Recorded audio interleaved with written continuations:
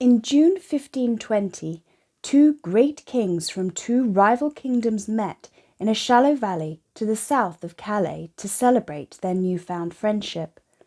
So magnificent a spectacle was this event that it has become known as the Field of the Cloth of Gold, and for good reason. I was there and would like to share my memories of this sumptuous and incomparable meeting with you. My husband was one of those great kings.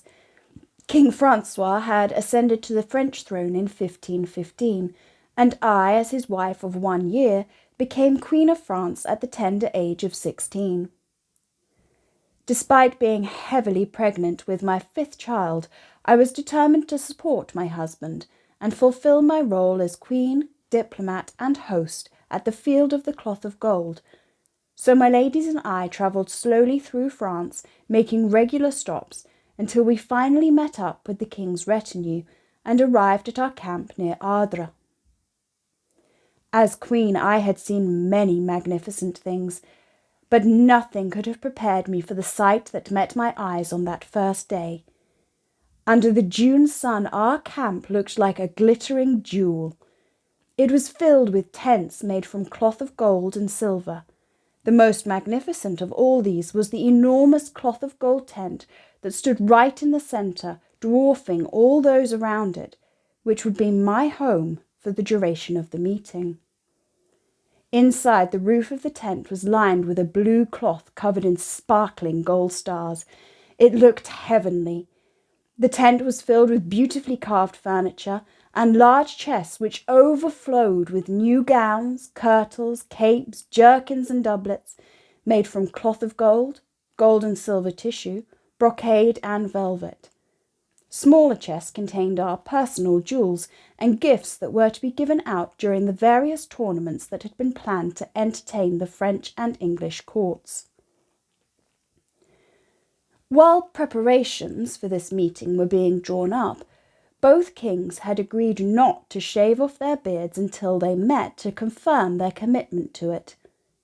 However, news had reached us earlier that year that King Henry had forgotten this promise, and although Francois's mother had confronted the English ambassador about this betrayal and her anger had been suppressed, the years of wars and fear of the unknown were still a cause of tension for my husband and our country.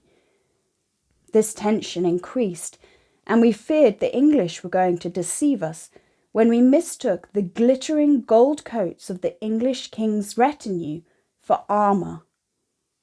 Francois paused and only continued towards King Henry when he was reassured that it was safe. After months of planning, the two kings finally met and embraced like brothers, thus marking the start of 18 days of feasts, jousts, archeries, masquerades, and religious services. Within his retinue, the English king had 2 monkeys covered in gold leaf, which Francois became particularly fond of. He spent much time playing with those little knaves that did all they could to steal and pester his advisers, yet he willed them to be present at every banquet. Luckily, as Queen of France, it was my duty to entertain and host King Henry and members of his English court, whilst Queen Catherine hosted my husband and our French court, so I never had to cope with those cheeky and troublesome animals. During these banquets and entertainments, a young lady who had been in my service since before I became queen served as my translator. The lady's name was Anne Boleyn. I admired Anne's elegance, wit, and charm, but being very devout, her flirting, gambling, and gossiping had always concerned me. However, she served me well, and I was grateful for her fluency in French and English.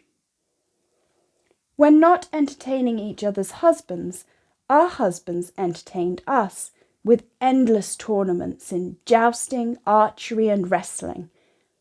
I enjoyed these events greatly, as it meant I could spend some time and talk with King Henry's queen, Catherine of Aragon. I had always admired Queen Catherine due to her religious devotion, and we often exchanged letters.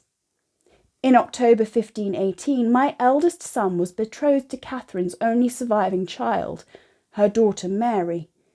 This arrangement was made as a surety for the English-French alliance. However, it never came to pass. Queen Catherine performed her duties perfectly, and despite my obvious condition, never showed any resentment towards me. I, however, as a queen and mother to both dead and living children, was acutely aware of how upsetting it may have been for her. I had only suffered the loss of one child so far, a daughter, but still had 3 living children, including 2 sons, plus another child due in August of that year. Poor Catherine had endured at least 6 pregnancies, which all ended in stillbirths or the early deaths of her children, as well as numerous miscarriages. Now her only living child was the girl Mary, and nearing her mid-30s at the Field of the Cloth of Gold, it looked unlikely she would conceive again, whilst I was only 21 and, God willing, had many childbearing years ahead of me. Aware of this sensitivity, I did all that I could to lift the English Queen's spirits and try to make the event a happy and memorable one. Sadly, our nights under that sparkling blue canopy were shortened by the ever-changing weather. Wind and rain battered our beautiful tent, and eventually we had to retreat inside the walls of Ardres to continue with the festivities. The Field of the Cloth of Gold ended on Sunday the 24th of June with another elaborate banquet. Henry and Francois exchanged expensive gifts of exquisite goldsmith's work, jewels and fine horses, and parted as friends. Unfortunately, despite the spectacle and expense of the famous Field of the Cloth of Gold, the friendship and alliance did not last long, and soon our 2 great countries turned against each other once more.